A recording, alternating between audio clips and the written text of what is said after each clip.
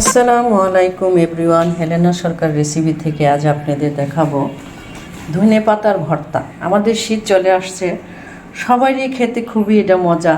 যারা অপেক্ষা থাকে যে কবে শীত আসবে, কবে আমরা ধনেপাতা খাবো, তাই আপনাদের আজ দেখাচ্ছি ধনেপাতার ভর্তা। আমার যা কিছু লাগতেছে প্রণালী, আমার লাগতেছে রসুন, পেঁয়াজ এবং সরিষা, কাঁচামরিচ এবং চিংড়ি মাছ। আমি সব আইটেম দিয়ে করব। আপনারা কাঁচামরিচ দিয়েও করতে পারেন এবং সরিষার তেল লাগবে তো অবশ্যই জানেন।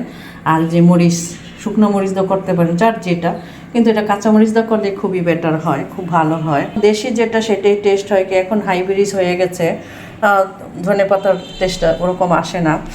আপনারা আমার চ্যানেল যদি আপনাদের ভালো লেগে থাকে, দেখতে দেখতে আপনাদের ভালো লেগে যাবে। আমার যা কিছু আছে আপনাদের দেখালাম, সিম্পল একটা ভর্তা।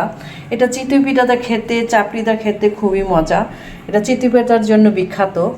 আমাদের এই দুবাইতে আমরা করি, সব পার্টিতে আমরা এই ভর্তাটা অনেক মজা, সবাই বাবিরা আমরা করি, খুবই মজা। এক এক করে আমরা যে পেঁয়াজ আছে, যেটা পেঁয়াজ রসুন সব আমরা দিয়ে দিলাম। অবশ্যই আপনারা সাবস্ক্রাইব, কমেন্ট করবেন, দেখতে দেখতে আপনাদের ভালো লেগে যাবে।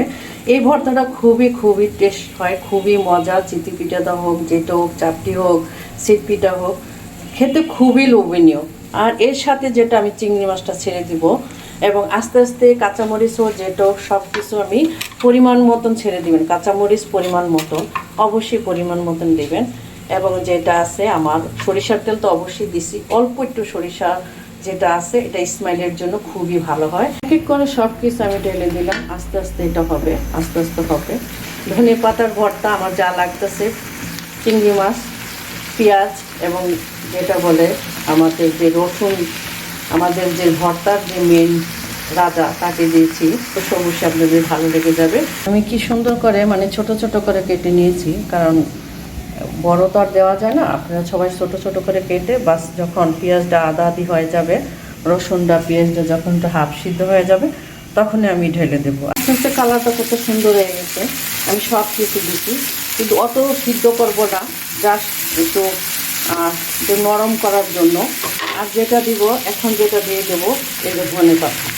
ধনে পাতাটা একটু নাড়াচাড়া দিব, যেমন একটু হাফ সিদ্ধ হয়। এটা খেতে খুবই মজা, কি বলবো। আর আপনারা অবশ্যই বানাবেন। আমি যে গ্রামটা পাচ্ছি আপনারা পাচ্ছেন না, অবশ্যই আপনারা ট্রাই করবেন। সবাই জানে, কিন্তু এটা তো আমি দেখাচ্ছি চিংড়ি মাছ দিয়ে, সরিষা দিয়ে এবং যেটা বলে সব কিছু আমাদের মশলা দিয়ে অবশ্যই আপনাদের দেখাচ্ছি। অবশ্যই আপনাদের ভালো লেগে যাবে। আমার দূরের প্রবাসী ভাই বোনেরা অবশ্যই আপনারা ট্রাই করবেন। আমার ভাইয়েরা, বোনেরা অবশ্যই আপনারা ট্রাই করবেন। শীত চলে আসছে, ঘরে পিঠা বানান, চাকরি বানান, যেতেই বানান, অবশ্যই আপনারা খাবেন। দেখতে দেখতে ভালো লেগে যাবে। আমার কথার যদি কোনো ভুল ত্রুটি হয়ে থাকে আমার চোখে দেখবেন। আমি এটা ব্লেন্ডারে করবো।